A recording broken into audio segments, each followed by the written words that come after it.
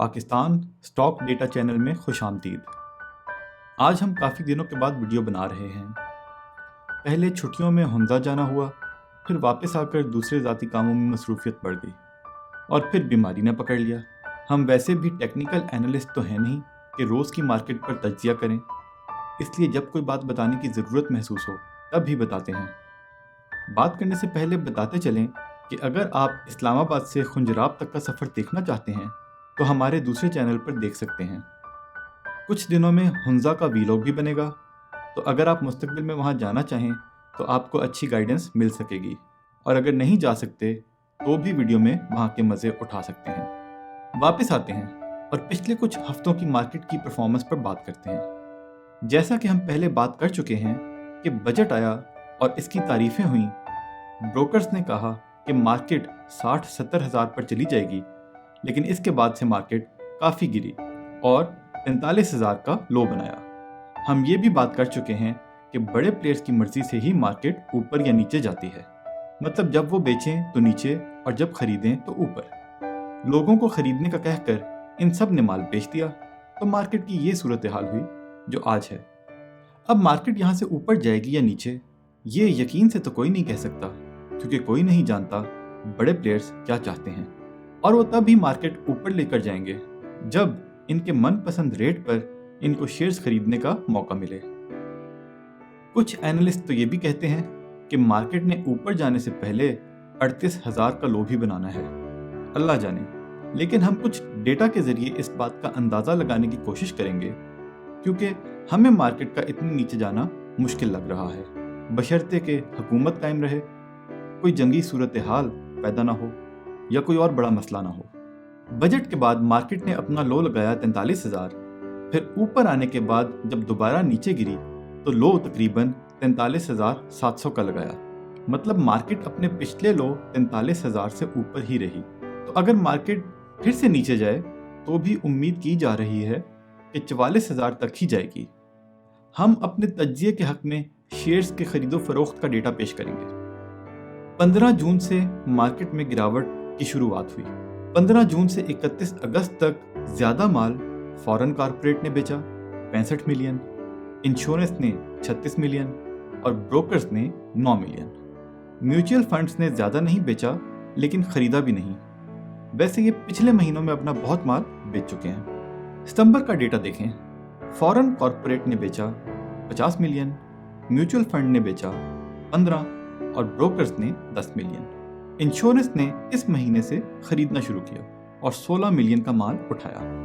अक्टूबर में foreign corporate ने बेचा 52 मिलियन, लेकिन इस महीने सब प्लेयर्स ने खरीदा। इंश्योरेंस ने 18 मिलियन, म्यूचुअल फंड ने 6 मिलियन और ब्रोकर्स ने 3 मिलियन। 1 नवंबर से 29 नवंबर तक फॉरेन कॉर्पोरेट ने बेचा 91 मिलियन, इंश्योरेंस ने खरीदा 24 मिलियन, म्यूचुअल फंड ने 8 मिलियन और ब्रोकर्स ने खरीदा 2 मिलियन। अब आ जाते हैं 30 नवंबर के दिन, जो MSCI इंडेक्स में ट्रेडिंग का आखिरी दिन था, और उम्मीद पहले से थी कि इस दिन फॉरेन कॉर्पोरेट्स की तरफ से काफी सेलिंग आएगी, और वही हुआ। उन्होंने सिर्फ एक दिन में 61 मिलियन का माल बेचा और मार्केट नीचे ही रही। इस दिन पाकिस्तान में सब ने खरीदा और सबसे ज्यादा लोकल कंपनियों ने खरीदा 21 मिलियन, जिसकी वजह से मार्केट बहुत ज्यादा नीचे नहीं गई। अगर ये माल खरीदा ना गया होता तो शायद आधे शेयर्स उस दिन लोड लॉक पर हो जाते। खैर, इस सब डेटा को मिलाकर देखें तो यही समझ आता है कि मार्केट के इतना नीचे आ जाने की सिर्फ 2 वजूहात हैं। एक, फॉरेन कॉर्पोरेट्स की मुसलसल सेलिंग, दूसरा, पाकिस्तान के प्लेयर्स ने भी साथ साथ सेलिंग ही की। होना तो ये चाहिए था कि फॉरेन कॉर्पोरेट्स के बेचने पर local players Aahista Aahista buying करते तो मार्केट ज्यादा नीचे ना आती, क्योंकि सब बड़े प्लेयर्स और इंस्टीट्यूशंस की ये जिम्मेदारी बनती है कि वो मार्केट को सपोर्ट करें। पाकिस्तान में इंडिविजुअल इन्वेस्टर्स इतने कम हैं कि बड़े प्लेयर्स की सपोर्ट के बगैर मार्केट ऊपर नहीं जा सकती। लेकिन वो सपोर्ट क्या देते?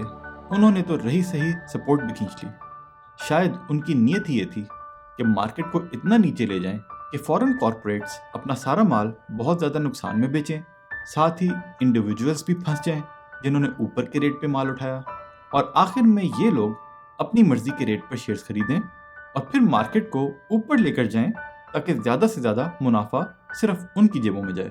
अब दिसंबर में उम्मीद की जा रही है कि फॉरेन कॉर्पोरेट्स की सेलिंग कम हो जाएगी, बल्कि फ्रंटियर मार्केट में जाने से आहिस्ता आहिस्ता बाइंग आएगी। ये आज का डेटा देख लें 1 दिसंबर का कि फॉरेन कॉर्पोरेट्स की सेलिंग कितनी कम है। ये भी याद रखें कि 2-3 महीने से प्लेयर्स खरीद पर आ चुके हैं।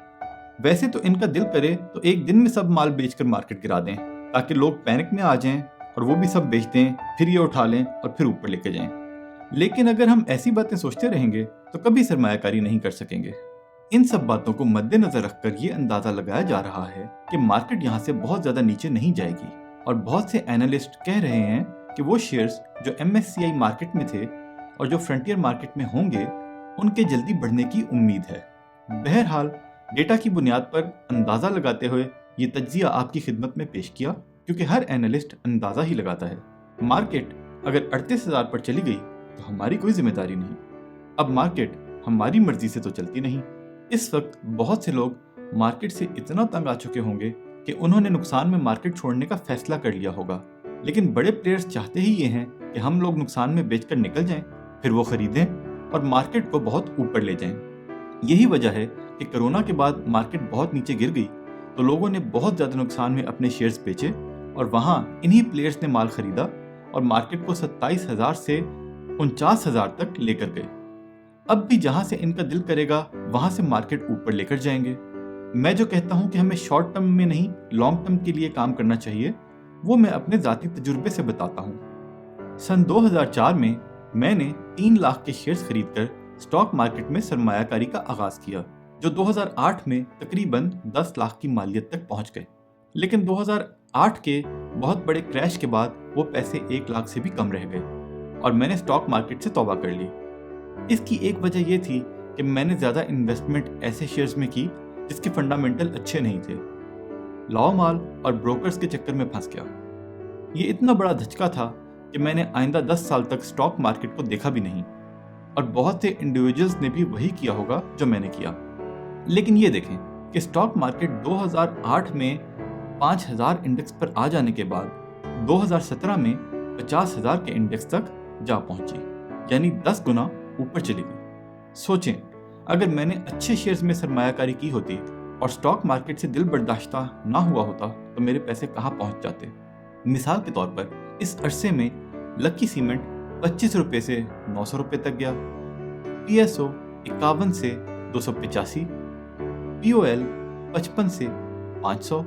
मतलब मैं यही कहता हूँ कि मार्केट में अच्छे शेयर्स खरीदें और मार्केट में वो पैसा लगाएं जिसकी कम से कम 2-3 साल तक आपको ज़रूरत ना हो, ताकि मार्केट ज़्यादा अरसा नीचे रहे तो आप होल्ड कर सकें। मार्केट किसी ना किसी वक्त ऊपर ज़रूर जाएगी, और अगर आप ये सोचें कि जब ऊपर जाएगी तो फिर आप खरीदेंगे तो इस बात का आप अंदाज़ा नहीं लगा सकेंगे, क्योंकि जब ये ऊपर जानी होगी फिर ठक ठक ठक करके ऊपर जाएगी और आपको इसमें एंट्री लेने का मौका भी नहीं मिलेगा।